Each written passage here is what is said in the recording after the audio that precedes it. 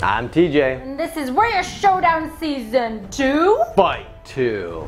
We've got Azim Rizk as the Persian Prince versus Adam Khan as the Musketeer. Both these guys, Warrior Showdown, Season 1 veterans.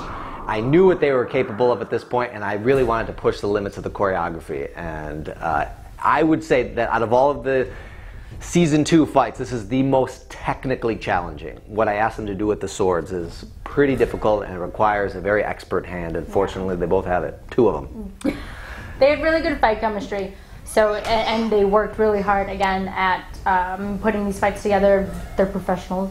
What you're looking at right now is a musketeer wielding a musket. I felt like it was too much of a cop-out. Even though I wanted him to fight with a rapier and dagger, it seemed like a cheat to not give a musketeer a musket. It's his namesake. But then, how do you make a compelling fight where you could literally kill the guy in one move?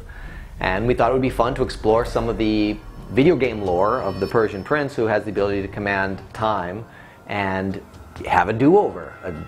And so this magical do-over gave us the best of both worlds, where we can have our one-move kill fight, and then we can also have our dramatically choreographed fight later. It's fun to explore, to me, the idea of changing time and the ripple effect that it has. So this gave us the opportunity to explore Azim's character taking a different tactic and trying to, I guess, rewrite history. Rewrite history. And even though he changed how things happened, it still essentially had the same consequence, where he's still going to die. And when you're using magic or supernatural elements that are not consistent with reality, there are certain rules, and you kind of need to define those rules. But because we don't rely on dialogue in Warrior Showdown, just fighting, we needed to tell that he can't just willy-nilly reverse time whenever he feels like it. It requires some degree of sacrifice, and it comes from himself. So he couldn't do it forever. No. He can only do it in so long as he's physically capable of meeting the demands of the sacrifice. And yeah, people online said it was a big cheat, but we call it a storytelling device. I call it taking advantage of the resources at his disposal. But a lot of people say, Persian Prince is a cheater. Look at that awesome slow motion cape shot. They have some really good cape management in this. It's difficult, especially with dual wielding weapons that are that long that they have. Azim has two capes and all manner of gauzy fabric draping off of his neck and head. And Adam is wearing this tabard.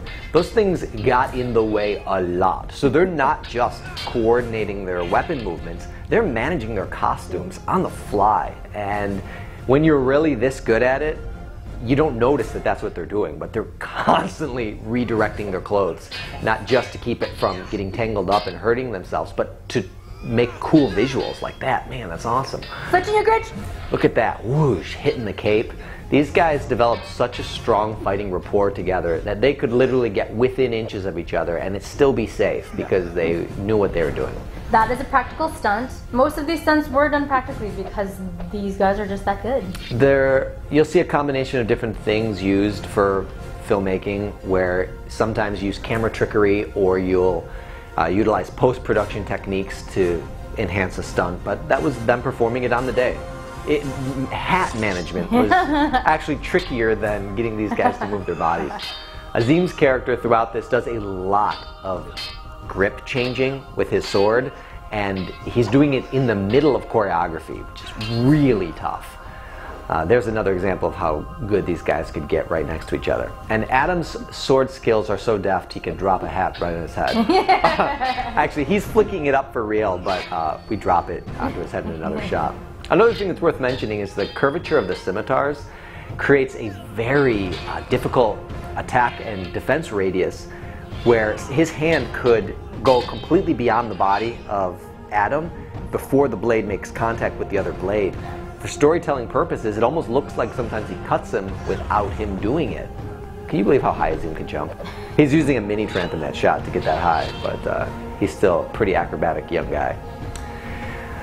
And this was the biggest spread in terms of who the general population wanted to win in this fight of our fights in this round. Yeah.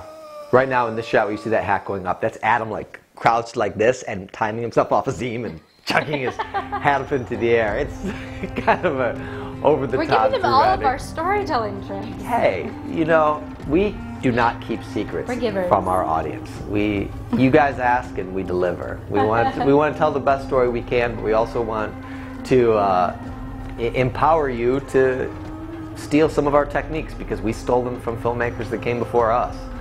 It's a lot of fun. Imitation is the sincerest form of flattery. It's true. And anybody who works with me knows that I have no ego. If I see somebody doing something a better way, I want it to be the best way. It's not important that it's my way. It's important that it's the best way. Yeah. And if my way is not the best way, I want to adopt the best way and make it my way. Yeah. And so very oftentimes people will see me do something super cool and I'll get credit for it, but really It may have been someone else. I learned it from someone else. Do some cool things sometimes. Sometimes. See you next time. Bye.